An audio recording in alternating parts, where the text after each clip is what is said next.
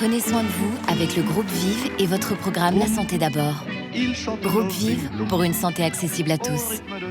Bonjour à tous, soyez les bienvenus sur le plateau de La Santé d'abord, l'émission qui préfère prévenir plutôt que guérir. Et il y a justement un organe que nous avons souvent tendance à négliger et qui pourtant joue un rôle crucial dans notre santé. Je parlais bien sûr du foie, vous ne le savez peut-être pas, mais cet organe ne se contente pas de détoxifier notre organisme et de réguler notre glycémie, c'est également l'un de nos meilleurs alliés anti-âge et on en parle aujourd'hui sur le plateau de La Santé d'abord.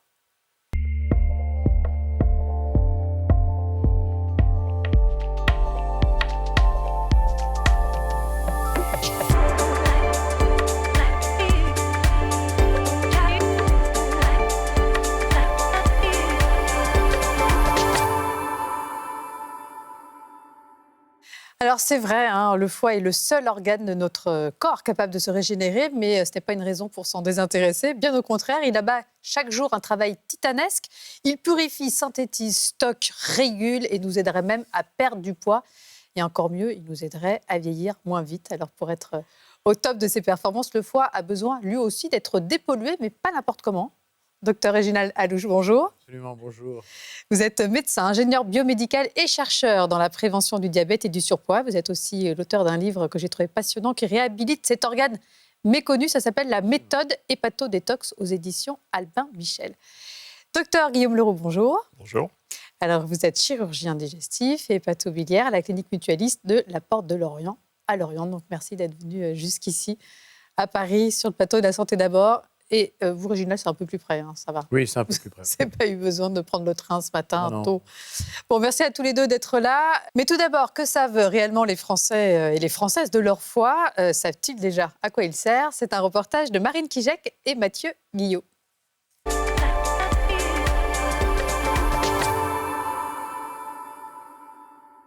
Le foie, c'est tout ce qui est hépatique, donc ça régule au niveau du pancréas, de la vésicule. En fait, il va servir pour tous les organes. En fait, s'il n'y a pas le foie, ça ne peut pas aller jusqu'au cœur, ça ne peut pas aller jusqu'au rein. C'est au moins 1 kilo. Un foie, c'est assez gros.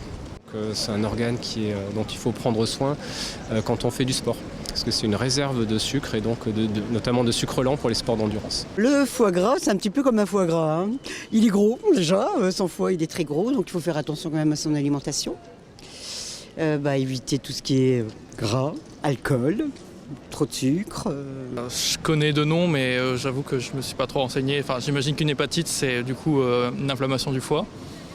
Et une cirrhose, ça a un rapport avec l'alcool, c'est ça? Le foie, ça permet de dégrader des acides aminés et donc du coup aussi de filtrer l'alcool. Et c'est pas quelque chose qu'on a envie de perdre tout de suite. Du coup, tout le monde est plus ou moins au courant que faut limiter la consommation d'alcool, le nombre de prises par semaine, etc. Bon, on va essayer de garder notre foie le plus longtemps possible, effectivement. Mais il y a quand même quelques notions. C'est assez pointu, nos Français. Le sucre, l'acide aminé, etc. On va quand même rentrer un peu plus dans les détails. Docteur Réginald Alouche, vous n'êtes pas intéressé au foie par hasard. Cet organe est rentré dans votre vie quand vous aviez 16 ans, au détour d'un drame personnel. Oui, effectivement. J'ai eu la tristesse de perdre mon père par une maladie qui s'appelle l'hépatite chronique active. Donc, cirrhose sur hépatite chronique active. À l'époque, il y en avait beaucoup. Il n'y avait pas de greffe. Et voilà. Et donc, on faisait des chirurgies un peu palliatives. Et ça a été assez dur. Et en fait, le foie, pour moi, est devenu un organe presque... je pense qu'on est très influencé par ce qui nous arrive dans la vie. Et le foie est très particulier parce que le foie ne fait jamais mal. Il n'y a pas de terminaison nerveuse sensitive dans le foie. Donc, en fait, le foie, il peut se dégrader, il peut souffrir. En silence. En silence absolu. Et c'est pour ça que, d'ailleurs, j'ai consacré ce livre, parce que je pense que la dégradation lente du foie va entraîner des maladies chroniques à plus ou moins long terme. En général, plutôt long terme, parce que le foie est bon seigneur. Il est très surdimensionné pour notre organisme. Il est très résistant, endurant, mais le jour où il lâche... Il est capable de se régénérer, il est capable de se nettoyer. Mais à un moment, les choses vont basculer. Et quand il lâche, il lâche. Et vraiment. quand il lâche, à ce moment-là, ce sont des gros ennuis. Et il faut aller voir mon confrère, qui lui est un spécialiste de la chirurgie hépatique, parce qu'à un moment, il n'y a plus 36 solutions. C'est vrai qu'aujourd'hui, on ne parle que du microbiote, mais vous êtes convaincu que dans les 10 prochaines années, c'est le foie qui va attirer toute l'attention de la communauté scientifique.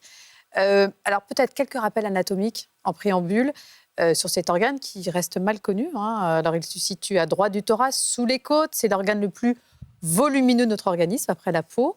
Et c'est normal, vu le travail qu'il doit abattre chaque jour. Alors, une des premières fonctions vitales du foie que nous sommes nombreux à ignorer, c'est son rôle dans la régulation de la glycémie. Absolument, absolument. En fait, on pense toujours, quand on pense glycémie, on pense insuline, donc on pense pancréas. Mais en fait, j'oserais dire que le diabète, qui est quand même une maladie de la régulation du sucre, est probablement initialisé par un problème hépatique. Pourquoi ? Parce que c'est lui qui a les réserves du sucre, c'est lui qui le libère. Vous savez, c'est cette histoire, j'ai souvent des patients qui viennent en disant « mais je ne comprends pas, docteur, hier soir, je n'ai pas eu un gros repas, et le matin, je mesure ma glycémie et j'ai un 30, un 40. Vous savez que la glycémie normale, c'est entre 0,7 et 1 g 0,5. Et en fait, ils disent, je ne comprends pas. Tout simplement parce que le foie libère le sucre le matin, parce qu'il est sensible au cortisol du réveil. On se réveille. Parce que le foie stocke le sucre, on l'a peut-être pas expliqué. Il stocke des grosses réserves de sucre. Ouais. Il le libère. Le pancréas qui lui fait son travail fait de l'insuline, mais le foie ne l'entend plus. Il est devenu insulino-résistant. Et ça, c'est le premier signe de quelque chose qui se passera et qui se compliquera dans les 5 à 10 années à venir. D'accord, donc le foie, c'est une sentinelle, c'est un lanceur d'alerte. Vient d'abord d'un problème de foie. Absolument. Le foie, c'est aussi un réservoir de vitamines et de fer. Oui, effectivement, c'est en fait tout ce que vous mangez, passe dans le tube digestif. Tube digestif, en embryologie, au niveau du fœtus, quand il commence à s'individualiser, pancréas, foie, tube digestif, ça vient des mêmes racines cellulaires. Et en fait, tout ce que vous allez manger va être traité, analysé, extirpé et aller dans une veine qui s'appelle la veine porte, qui s'appelle porte parce que c'est la porte du foie. Et le foie, lui, va traiter tout ça. Et il a un travail absolument colossal. Il va gérer les acides aminés, comme ils l'ont dit d'ailleurs dans le reportage. Il va s'occuper des vitamines, il va s'occuper du fer, il va s'occuper de la coagulation. Il va faire un nombre de choses incroyables. Et juste un chiffre, il passe à peu près, je parle sous le contrôle de mon confrère qui en sait beaucoup plus que moi, 1,5 litre de sang par minute dans le foie. Dans le cœur, il y a 4,5 litres. Et ce 1,5 litre, ce n'est pas simplement une pompe. Il fait 300, 400 transformations pendant ce temps. C'est pour ça qu'il est gros. C'est un organe qui est gros parce qu'il a été surdimensionné au début, parce que en fait, les gens mangeaient des choses qui étaient... donc, en fait, il s'occupe de plein de choses. Il s'occupe du système lymphatique, il s'occupe énormément de... Il faudrait juste rajouter que le foie, en fait, c'est un organe qui est éternellement jeune. En fait, le foie, il vieillit très peu. Le renouvellement cellulaire fait que en 3 ans, l'intégralité des hépatocytes se sont renouvelés. Et d'ailleurs, on le voit en transplantation hépatique, parce qu'on peut transplanter chez des malades jeunes, des foies de malades âgés, plus de 90 ans. D'accord. En fait, et théoriquement, on peut penser que le foie pourrait avoir une espérance de vie de 140 ou 150 ans. Et il fabrique aussi 75% de notre cholestérol. Absolument. Docteur Leroux, Tout à fait. Oui, les gens ne le savent pas forcément non plus. Le cholestérol qu'on appelle endogène, voilà. Les 25% sont apportés par l'alimentation. Mais il ne faut plus se préoccuper aujourd'hui de notre consommation de sucre, c'est vous qui dites, docteur Réginald, que de la consommation de cholestérol. On a besoin de cholestérol pour fabriquer la bile, les hormones sexuelles, comme il l'a très la bien vitamine D. Quand on se préoccupe de son cholestérol, 80% c'est le foie qui le fait. Que 20% dans l'alimentation. Donc, ce n'est pas la peine de se mettre des grandes... de s'empêcher de manger des œufs, parce que les œufs, pendant 30 ans, on les a interdits aux gens en disant « Ah, le cholestérol, le cholestérol ». En fait, la réalité, c'est le sucre. Parce que le sucre, il faut comprendre, quand le foie voit du sucre, pour stocker ce sucre qui n'est pas brûlé, il va le transformer en triglycérides. Donc, il stocke le sucre sous forme de gras. Voilà. Et quand il y a de la place là, ça va, j'en ai un peu. Quand il y a de la place là, eh bien, effectivement, il le met là. Et puis, à un moment... gras, on en parlera après plus en détail. Voilà, parce que génétiquement, après, il y a des gens qui ne peuvent plus grossir. Vous savez, c'est ces hommes minces, par exemple, qui sont minces, ils ont un petit ventre, et puis à un moment, on apprend qu'ils ont un diabète. Tout simplement parce que le foie ne peut plus stocker à l'extérieur, il n'a plus de rangement de Donc stockage. ils stockent à l'intérieur. À l'intérieur. Au début, ces triglycérides, ils les envoient un peu voilà, ils les envoient dans le tissu visage, adipeux, le bras, les cuisses, le truc. Et puis à un moment, il n'y a plus de place, ils stockent au niveau du foie. Voilà. Et c'est ce qu'on appelle le fameux foie gras. Exactement. Et quand ils le gardent, ces cellules, au lieu d'être dans un grand studio comme ça et de pouvoir travailler, aller chercher les pots de fleurs, ainsi de suite, à un moment, il y a c'est comme si on mettait du gras partout ici. Et ça, c'est ce qu'on appelle la fameuse NASH, qui est un terme aujourd'hui dont on parle beaucoup, qui est la stéatose hépatique non alcoolique. Pas tout à fait. Pas tout à fait. En fait, la NASH, c'est de la stéatose, c'est une stéatose hépatique agressive. C'est une stéatose hépatique avec une inflammation. La stéatose hépatique simple, qui est plus commune, est moins dangereuse que la NASH. Et la NASH, effectivement, va agresser le foie. C'est-à-dire que la stéatose hépatique, c'est juste le foie qui est un petit peu gros. Je crois qu'effectivement, mais il n'y a pas d'inflammation. Il y a des précisions actuellement sur les termes. On a utilisé pendant 20 ans la NASH en traduisant comme stéatose hépatique. Stéate, grec, gras, et ainsi de suite. Mais en fait, aujourd'hui, il y a une nouvelle nomenclature qui précise que la NASH, c'est quand il commence à y avoir de la fibrose. Alors, qu'est-ce que ça veut dire pour les gens qui nous écoutent? Ça veut dire qu'il y a des tests qu'on doit faire, des tests sanguins, et puis aussi des tests qui peuvent être des tests sous forme de fibroscan. On peut scanner le foie pour savoir s'il est fibrosé. C'est quoi la fibrose? C'est qu'un foie qui souffre, à un moment, les cellules sont entourées par des gardiens, et les gardiens vont dire, elle souffre trop, elle envoie trop d'informations nocives, on va lui mettre un petit peu de fibres autour, et là, elle commence à s'asphyxier. C'est une forme de protection. Voilà. Donc la NASH, quand même, c'est 25 à 30% des personnes obèses ou diabétiques de type 2.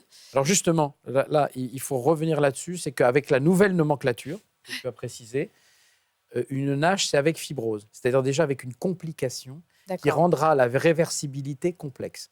Là, il faut parler de ce que les Anglais appellent les liver disease, de fat liver, c'est-à-dire le foie gras pur. Il est gras. Il est gras, mais il n'y a pas de fibrose encore. Il n'y a pas de fibrose. C'est une fois que la fibrose est là. En fait, voilà, c'est la NAFLD, c'est affreux. Ces termes. Donc, combien de personnes aujourd'hui seraient atteintes par la NASH, donc avec fibrose? À peu près 20-25% de la population présente une stéatose hépatique. Voilà. NAFLD. Voilà, donc sans inflammation. Voilà. Et à peu près 20% des malades qui auront un foie gras auront une NASH. Et dans ces NASH-là, à peu près 1 à 3% développeront une cirrhose. À peu près. Donc une complication grave. En France, à peu près, on dit que ça représente à peu près entre 200 000 et 300 000 personnes qui peuvent avoir une cirrhose hépatique. Donc c'est le stade ultime de la fibrose hépatique, le stade le plus grave, parce que la fibrose, il y a 5 stades. On cote avec un F. F0, c'est le stade le moins grave, et F4, c'est le stade le plus grave qui correspond à la cirrhose hépatique. Et les autres stades, F3, c'est un stade pré-cirrhotique. Mais déjà, au stade précédent la cirrhose, il y a déjà un risque de développer un cancer du foie, bien avant que le foie soit cirrhotique. Alors justement, docteur Leroux, nous sommes allés vous voir dans votre clinique de Lorient. Vous opériez il y a encore quelques jours un de vos patients à la suite d'une complication de la NASH. Regardez, c'est un reportage de Laetitia Druard.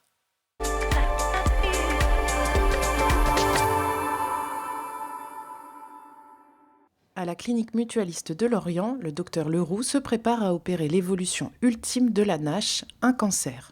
Donc là, sur cette IRM, vous voyez la tumeur qui s'est développée. Donc pour l'enlever, on va faire une résection anatomique au malade, c'est-à-dire qu'on va lui enlever la partie droite du foie en laissant le foie gauche qui est parfaitement sain. Et le but là de l'intervention, c'est vraiment de retirer la tumeur, donc traiter la complication de la NASH, mais pas de traiter la NASH en elle-même. L'accumulation de cellules graisseuses à l'origine de la NASH est visible grâce à une échographie. Donc l'échographie, c'est un examen qui est simple d'accès et qui permet très facilement, avec une très bonne sensibilité, de faire un diagnostic de surcharge hépatique, notamment surcharge graisseuse. Voilà, donc dans un foie surchargé, donc en graisse, le premier signe à apparaître, c'est un foie qui devient plus blanc que le cortex du rein droit. Ouais, c'est pas mal. Sans ouvrir le ventre, avec une technique chirurgicale mini-invasive et assistée d'un robot, le chirurgien va pouvoir réaliser une ablation d'une partie du foie de cet homme de 65 ans. On a un grossissement qui est x10, on voit en 3D, on est en immersion en fait dans l'abdomen du malade. C'est grossi 10 fois, on fait bien l'hémostase, c'est-à-dire il n'y a rien qui saigne, on y va progressivement, le malade il perd très peu de sang. Et donc, ça améliore la qualité du geste opératoire. Une plus grande précision du geste pour un meilleur rétablissement du patient qui sera suivi pendant plusieurs années pour éviter une récidive. Voilà, mais dans le cas de cette patiente, tout le foie n'était pas atteint, on est d'accord. Hein, elle va pouvoir vivre normalement. Le but, effectivement, c'est de la guérir, mais il faudra quand même la surveiller derrière, puisque le foie restant, on a enlevé une partie du foie pour retirer la tumeur, mais le foie restant est pathologique. Donc on va rentrer dans une prévention secondaire, finalement, où il va falloir essayer, par le régime alimentaire, l'activité physique, d'améliorer la situation de son foie pour faire diminuer le risque de récidive. Bien, très bonne transition, puisque nous allons parler justement de cette prévention. Comment garder Il est parfait, vous n'avez plus besoin de moi, en fait. Voilà. Cette émission. On va rester tous les deux, en fait. Tous les deux, là, vous faites... Non, mais il a dit le mot clé, c'est la prévention. Oui, il y a deux choses à dire. La première, c'est que personne ne peut prédire ce que deviendra une stéatose hépatique. Personne. Alors, il y a des scorings, tout ce qu'on veut, mais il y a aussi le comportement des individuels. Hein. Donc ça, c'est le premier point. Donc il faut faire attention, parce que quand le foie commence à avoir une stéatose, souvent, on dit « oui, bon, bah, c'est pas très grave, une stéatose ». Est-ce que, pardon, juste au niveau des bilans sanguins, on peut, il y a certains dosages, certains paramètres, est-ce qu'on peut déjà savoir si le foie est en souffrance ou pas? Ou est-ce que, alors, quand ces paramètres augmentent, c'est déjà un petit peu trop tard? Alors, il y a une donnée qui s'appelle transaminase, les ALAT. Les ALAT sont plus foie. C'est musculaire, oui. Voilà, ALAT, c'est plus le foie. ALAT, c'est spécifique au foie. Et moi, je suis un rigoureux. Dès que ça dépasse 25-30, je suis très inquiet. Parce qu'en fait, c'est un signe de souffrance. Pourquoi les transaminases? Tout simplement parce que quand une cellule hépatique explose, parce qu'elle est morte, à ce moment-là, elle va libérer les transaminases qui étaient à l'intérieur et ça va monter dans le sang. Donc, en fait, quand on a une stéatose hépatique, et si on commence à avoir des ALAT qui augmentent, là, il faut vraiment... De façon chronique. Voilà. À ce moment-là, il faut vraiment s'en occuper. Donc, c'est une deuxième chose qu'il faut dire et qui est très rassurante pour la prévention. C'est que si on fait de l'activité physique... Alors, je sais que c'est un sujet très controversé pour les hépatologues, donc je suis heureux que Guillaume soit là pour me répondre. C'est que on dit que la détox du foie, elle est débit dépendante. En fait, il y a 1,5 litre de sang qui passe par minute dans le foie. Et si on augmente le débit cardiaque par du cardio, on augmente proportionnellement la capacité du foie, justement, à travailler, à nettoyer, à détoxifier. Avec une seule remarque, c'est que le foie du jour n'est pas le foie de nuit. Le foie, la nuit, fait autre chose. Et la nuit, il faut le laisser tranquille entre minuit et 4-5 heures du matin. Je ne sais pas si tu seras d'accord avec ça, parce qu'il augmente de volume, il s'occupe de... Donc on ne boit pas, on ne mange pas. À partir de minuit, on ne mange plus rien. Il y a un rythme circadien, de toute façon, dans l'alimentation à respecter. Vous savez, par exemple, les travailleurs de nuit, ceux qui sont complètement inversés, vont avoir tendance à perdre du foie parce que finalement, ça a une action sur le métabolisme. Ils ont souvent des stéatoses. Voilà. Et du diabète. Et pour revenir sur donc je suis d'accord avec les transaminases, l'augmentation des transaminases, ça traduit une souffrance hépatique. L'hépatocyte, une lyse, une destruction de la cellule hépatique. C'est pour ça que le taux de transaminase augmente. Qui peut être dû à quoi? On a parlé du sucre, on reviendra un peu sur l'alimentation. Ce que je voulais juste dire, puisqu'on parlait de dépistage de la prise de sang, en fait, il existe chez les malades à risque, qu'on va cibler effectivement, les obèses, les diabétiques, un test assez simple, qui ne coûte pas très cher, ce qu'on appelle le FIB4, ça va être le dosage des transaminases, comme le disait Reynald, avec le dosage plaquettaire, et avec un ratio par rapport à l'âge du malade, on va avoir un score prédictif de fibrose. Et donc c'est assez simple, le médecin généraliste, il peut le faire. Ah oui, il n'y a pas besoin forcément d'aller voir le spécialiste directement. Et si ce score est anormal, on va pouvoir alors proposer aux malades des techniques pour essayer de préciser l'état de fibrose du foie, comme le disait Reynald tout à l'heure, l'élastométrie, qui est juste une échographie avec une sonde particulière, donc on est dans le non-invasif. Donc on peut faire aujourd'hui de la prévention assez précoce. Ah oui, et vraiment le message que je voudrais porter et qu'on voudrait porter, c'est qu'on a toujours le temps. Le foie, c'est vraiment un bon organe. Il est super sympathique. Il vous laisse le temps, mais il faut s'en occuper. Il ne faut pas se dire j'ai pas mal au foie. Parce que... Comment on s'en occupe? Quels seraient également les messages clés à faire passer en matière de prévention? Déjà, l'alcool. L'alcool, on limite. On limite, c'est-à-dire? Et quel type d'alcool? Il y a d'ailleurs un message que je voudrais porter à une mode actuellement qui est le binge drinking. Ouais. C'est-à-dire que chez les jeunes qui se déchirent à l'alcool, il faut savoir que la facture arrivera 5 ou 10 ans plus tard. Parce que les lésions, même si le foie est bon bougre et qui se régénère, il faut éviter ce genre de comportement. Mais la première chose à faire, c'est déjà, si vous mangez des sucres, il faut les brûler. Donc si vous êtes sédentaire, et c'est ce qu'on dit souvent, le sitting is the new smoking, c'est-à-dire que si on est tout le temps assis, qu'on se fait tout livrer et qu'on ne bouge pas, là, il faut vraiment se méfier. Parce qu'on va manger, et ce qu'on va manger, qui est basé sur ce qu'on mangeait dans les années 60, les 60% de glucides et ainsi de suite, ben votre foie, à un moment, il va être complètement surchargé. Donc c'est, on est d'accord, c'est alimentation. Si vous mangez beaucoup d'amidon, par exemple, beaucoup de féculents, les féculents, l'amidon, c'est un sucre de réserve. Donc, si on ne bouge pas, on n'a pas besoin de sucre de réserve. Il faut manger des lentilles, des haricots blancs, des haricots rouges, et ainsi de suite. Deuxièmement, il faut faire de l'exercice régulièrement. Vraiment, c'est la clé absolue pour l'anti-âge. C'est le médicament je valide. Le moins cher. Et puis, il faut être un peu... les médicaments.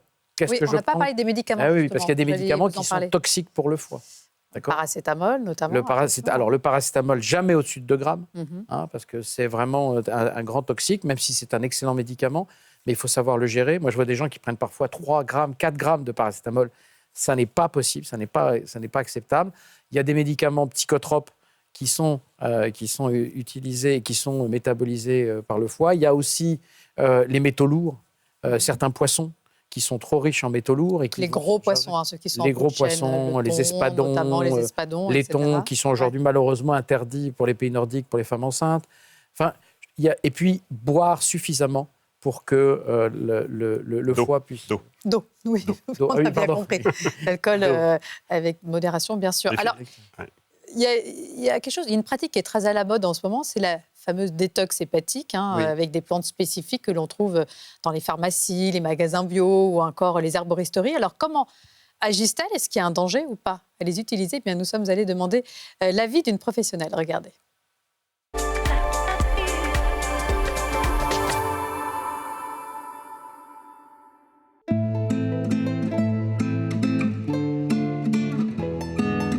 En herboristerie, on a beaucoup utilisé des plantes comme le chardon-marie et le desmodium pour leurs propriétés hépatoprotectrices, et l'artichaut, le romarin ou le pissenlit, par exemple, pour le côté détoxifiant du foie.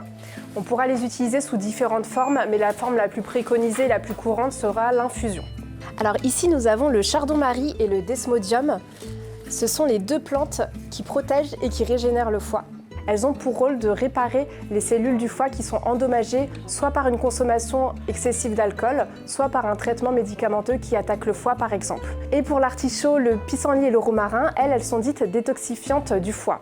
C'est-à-dire qu'elles vont aider le foie à se libérer des toxines accumulées. Celles-ci sont à préconiser plutôt en changement de saison sur des cures de 3 semaines et surtout en sortie d'hiver. Bien sûr, on évite de les donner pour une femme enceinte, allaitante ou pour les enfants. Et pour les plantes drainantes du foie, en général, on va éviter de les donner, surtout pour l'artichaut, aux personnes qui souffrent de calcul à la vésicule biliaire. Si vous voulez prendre soin de votre foie, je vous conseille vivement de consommer des plantes amères car l'amertume va stimuler le travail du foie et va stimuler la production d'enzymes qui va vous aider à mieux digérer. Et aussi, après le repas, vous pouvez prendre 20 minutes pour poser une bouillotte sur votre foie. La chaleur aide beaucoup aussi cet organe. Et voilà, merci beaucoup. Donc voilà, quand même toujours demander l'avis d'un spécialiste parce qu'il peut y avoir des contre-indications. Ce qu'il faut savoir, c'est que détoxifier son foie, c'est en fait le libérer de la bile, ce qui fabrique la bile pour la digestion. Et en fait, quand on détoxifie son foie avec justement du radis noir et toutes ces plantes, on va libérer, on va faire comme la fleur d'oranger par exemple. On va libérer la bile. Mais au bout de 2-3 jours, on l'a libérée, la bile. Donc au bout de 3 jours, ça a fait son effet. C'est pas ça qui va détoxifier notre foie, en tout cas l'aider à... Tout le reste, non. Mais quand on libère la bile, on Ouais. pense qu'on va entraîner des métaux lourds et qui vont finir dans les fesses et dans les selles. Donc voilà, en gros, c'est comme ça que ça marche. Moi, je rajouterais que la meilleure manière de détoxifier son foie, c'est de ne pas l'intoxiquer, c'est de ne pas l'agresser, en fait, finalement. Parce c'est revenir à quelque chose de fondamental. Finalement, c'est une fois que les sport métaux lourds... Le sport, d'accord. Mais le sport où il faut mouiller la chemise, on est d'accord. Il faut mouiller la chemise. Ouais. Ça peut permettre justement de dégager tous ces métaux lourds. Parce que comme le foie est de le rendre moins gras. Un organe démonctoire qui nettoie, comme la sueur, quand on court, et quand on fait du vélo, même quand on nage, on va transpirer, on va augmenter son débit cardiaque, le foie va être beaucoup plus perfusé, il va travailler dans de bonnes conditions. Et c'est comme ça qu'on se détoxifie. D'accord. Donc le meilleur allié finalement de notre foie, c'est le sport. Un grand merci à tous les deux. Si je récapitule, donc on a dit le foie, c'est le seul organe capable de se régénérer, mais ce n'est pas une raison pour ne pas en prendre soin. Je pense que vous en avez fait une très belle démonstration.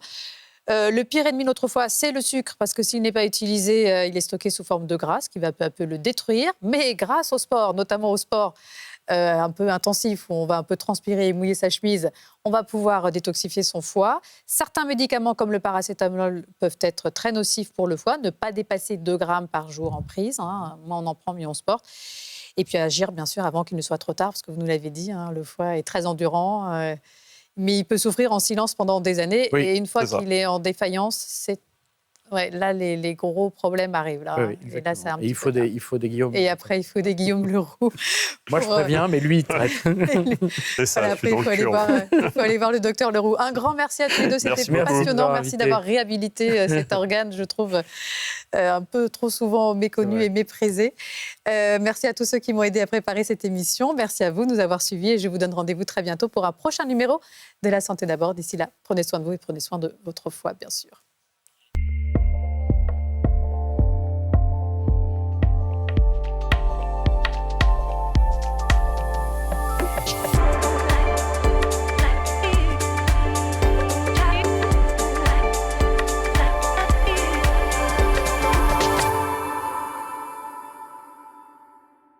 Le groupe Vive vous a présenté La Santé d'abord, le programme qui prend soin de vous. Groupe Vive pour une santé accessible à tous.